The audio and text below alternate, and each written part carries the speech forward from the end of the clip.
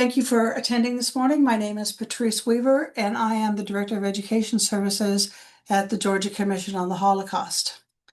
Today, we're going to talk about William Alexander Scott III.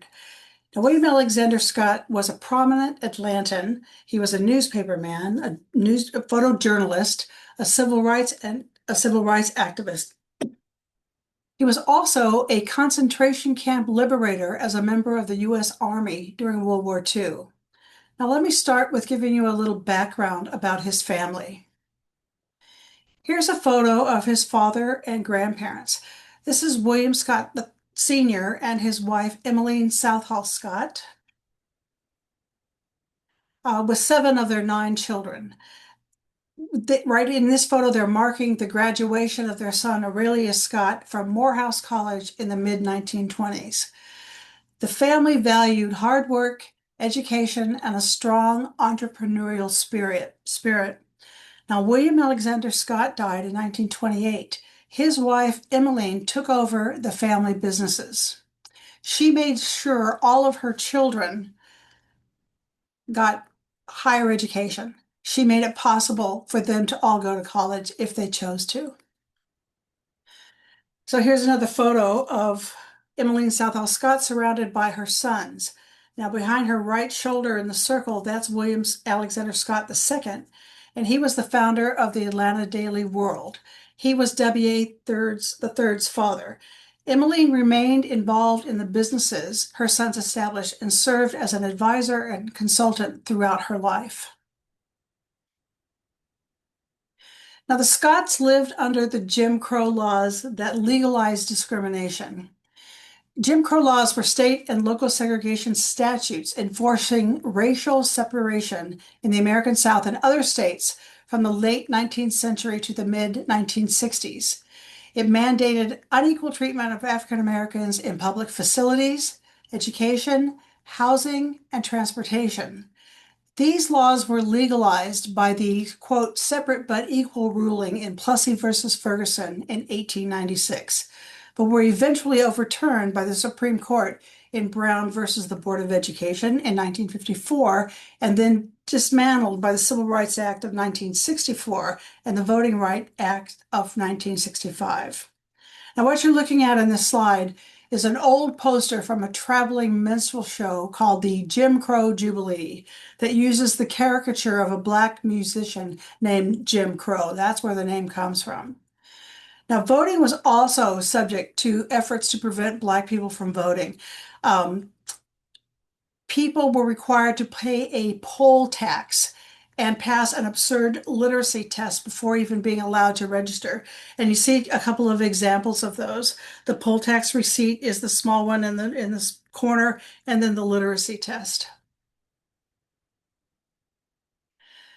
Now, some examples of facilities that were separate: bus station waiting rooms and ticket windows, railroad cars or coaches, bus coaches, restaurants and lunch counters, schools and public parks, restrooms and water fountains, sections of movie theaters. There were even separate cemeteries, and there's much more than this short list that I have here.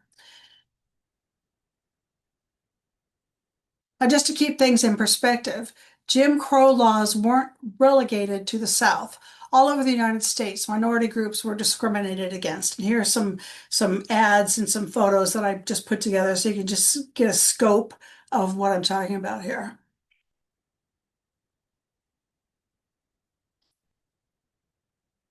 Now, the Supreme Court decision in Brown versus the Board of Education said schools cannot be segregated, and this was in 1954. And this is actually the masthead, the front page of the Atlanta Daily World that W.A. Scott II founded. Now, things did not change automatically because of this decision. I want to give you a couple of examples. Here are 2 photos that I want you to look at here. On the left is a one-room schoolhouse in Whitehall, Alabama in 1965. 1965, that photo was taken. The other photo on the other side is my first grade class in Columbus, Mississippi in 1959. Brandon Elementary was a brand new school, and we were the first class to attend it, and that's me in that way back in the back there. Brown versus the Board of Education said schools cannot be segregated. In 1954, remember, it would take until 1970 for Mississippi schools to be totally integrated.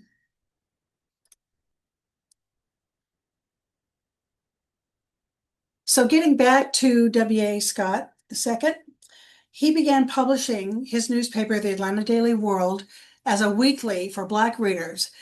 It really countered the often prejudiced and inaccurate reporting of the white press. By 1933, the paper was so successful, he went daily with it, and the Scott Newspaper Syndicate was printing more than 50 Black newspapers across all of its distribution area. So really, this was a very successful national syndicate of newspapers.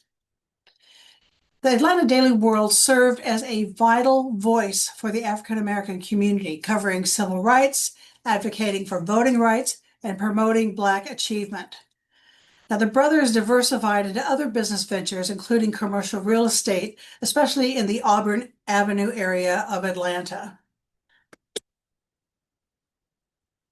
Now, tragically, Scott was shot and killed in his driveway in his home in 1934.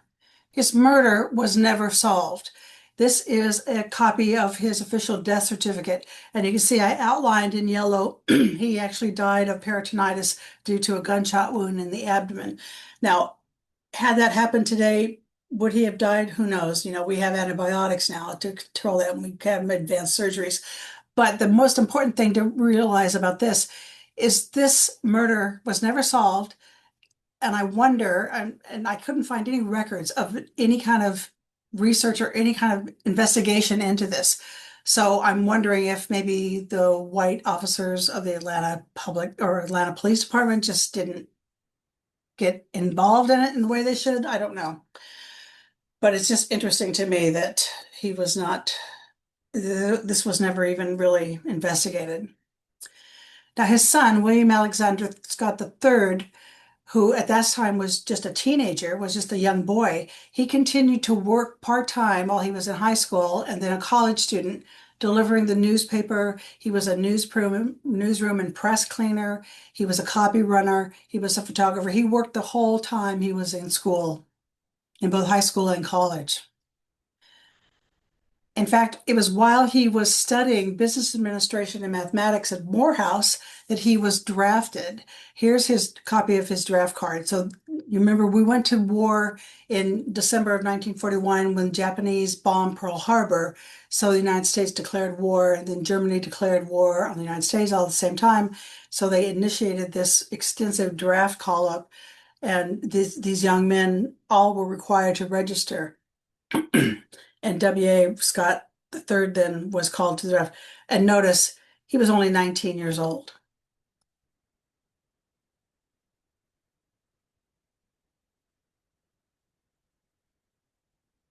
So now before he was to be shipped overseas, he and his childhood sweetheart, Marion Willis, decided to get married.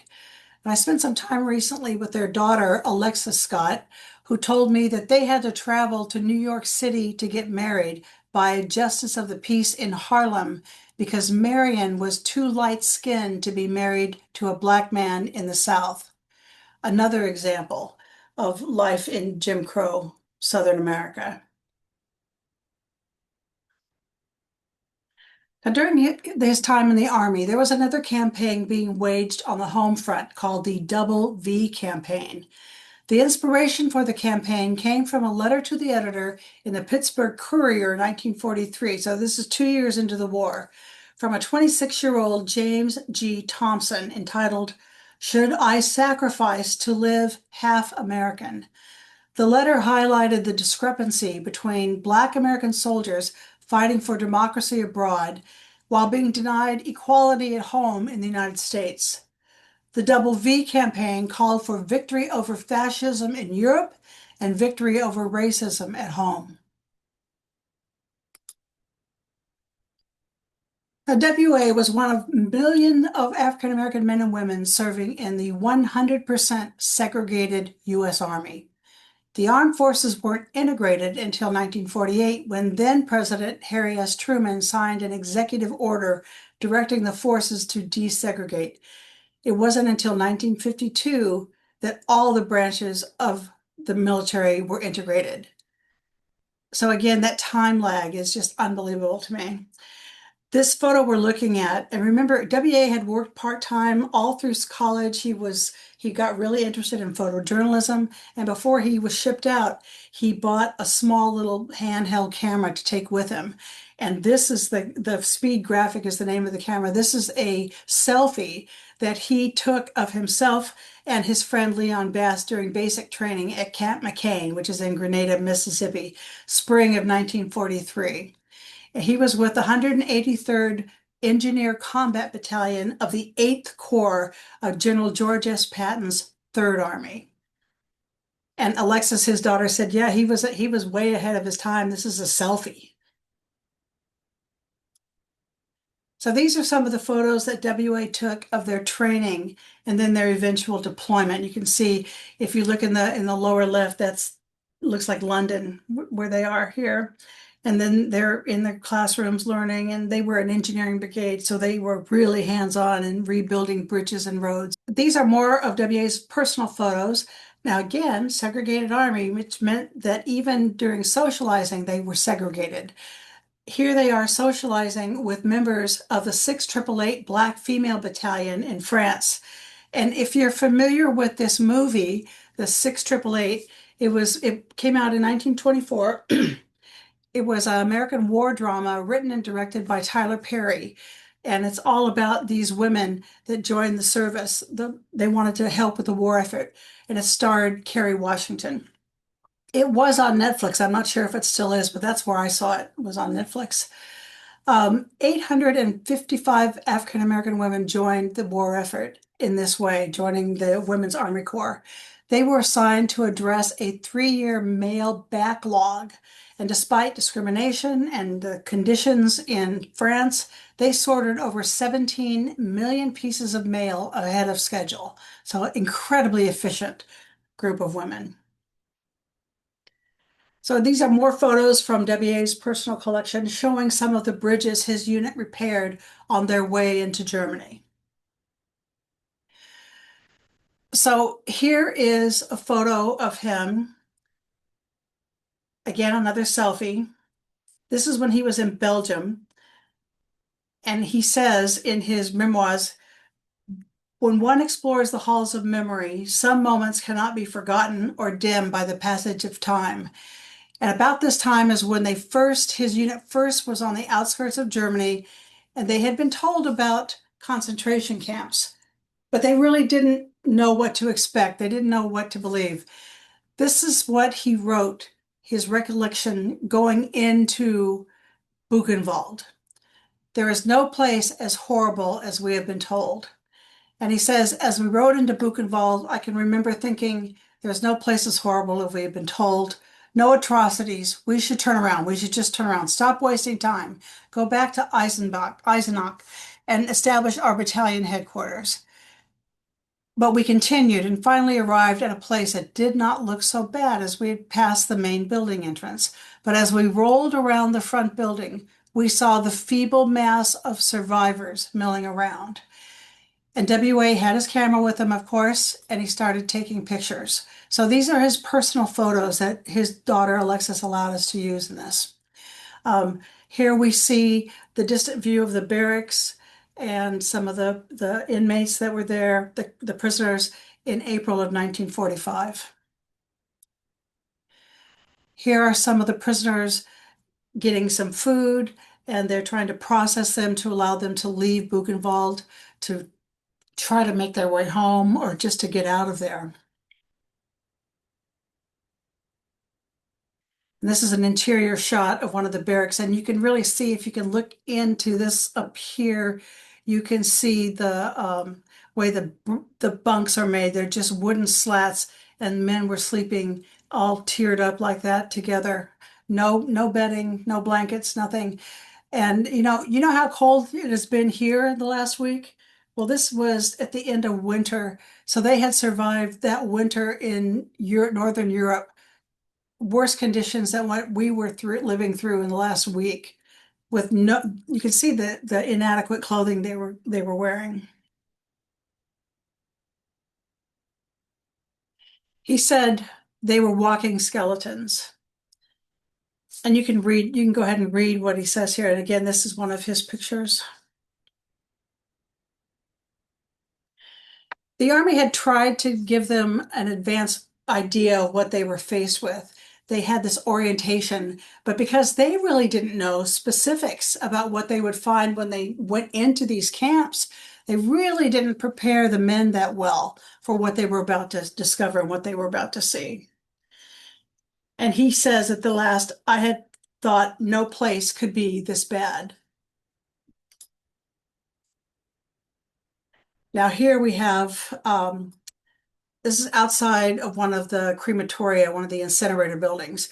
Some of the bodies of the 30,000 plus that were killed in that 2-week period prior to the running away of the Nazi guards and the arrival of the 183rd Engineer Combat Brigade. Now this picture doesn't have WA in it, but it does have his friend Leon Bass. He's the third soldier on the left here. But this is the kind of scene that they confronted when they got into the camp. Just piles of bodies of people. This is a photo of the crematoria, the incinerators. And again, they had tried to kill, they had, at the time that they knew the war was over, basically, there were 51,000 prisoners. They had succeeded in getting rid of about 30,000 of those men, and this is mass effort of extermination. And then this is what they were confronted with.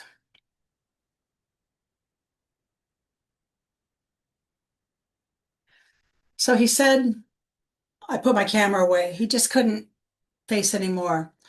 I took out my camera and began to take photos, but it only lasted for a few pictures. As the scenes grew more gruesome, I put my camera in its case.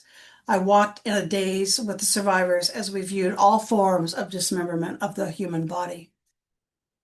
And remember, this is a young guy. I mean, these soldiers were kids, essentially. So now the war's over. He returns home. He returns home to Marion and his job at the Atlanta Daily World. He returned home to the segregated world of Jim Crow South. But William Alexander Scott III was forever changed by his experiences. At Buchenwald, he saw what the worst of humanity could do to the most powerless.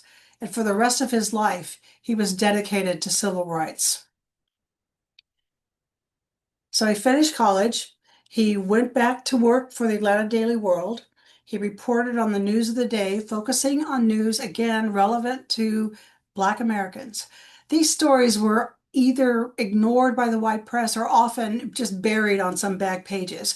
So here we have a front page story about the Monroe lynching in 1946, and that's one of the young men that was victimized by that. He was just severely beaten during that horrible episode. So it wasn't all work for W.A. Scott. You know, he had Mary and his wife, they had children. He also learned to play chess when he was on the troop ships going to and from Europe, and he fell in love with the game. He became a rated champion, and this is a copy or a picture of the cover of the Ebony magazine profile of the Ebony magazine that profiled him in that particular magazine. And you can see May 1959. That's when this profile was. So here's some photos from the profile. I mean, W.A. Scott loved this game, and you can see he's totally immersed. He's even doing practice games while he's getting a haircut.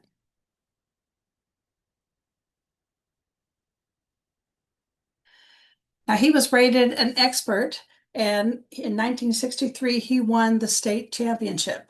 He was well known for his expertise in chess, and again, rated an expert by the United Chess Federation. Scott was president of the Atlanta Chess Association for 3 years. And he was always very proud to have won the Georgia State Open Chess Championship in 63, followed in 1967 by three district honors. He was the Atlanta Chess Club champion, the Speed champion, and the chairman of the host committee for the 68th annual U.S. Open Chess Championship tournament. Now, his daughter told us some other stories about when he would travel with the family to go participate in these chess tournaments. Again, Jim Crow, segregated South, they were not allowed to stay in the hotels where the championships were going on. So they always had to find accommodations that would allow a Black family to stay the night. In one instance, they couldn't find any place to stay. And so the manager of the hotel said, well, I can't give you a room, but how about we let you just stay in the ballroom? We'll put up some cots and some partitions for your family. And Alexis said she was just a little girl when this was going on, and she thought this was a great adventure that they got to stay in this fancy ballroom all by themselves. So, innocence of children.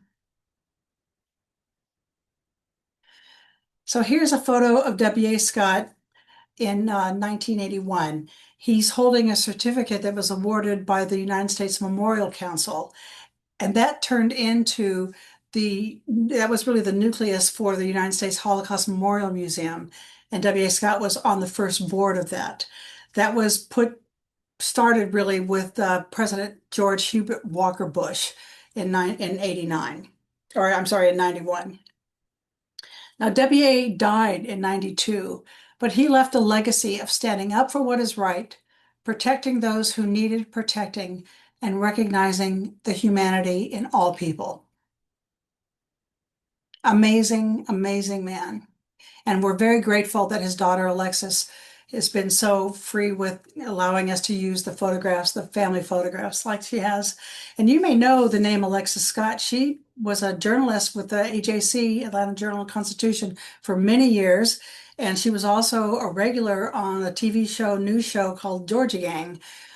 So she's very well known. Again, I want to invite you, if you have any interest in our traveling exhibits, just go onto our website and look to see what we have.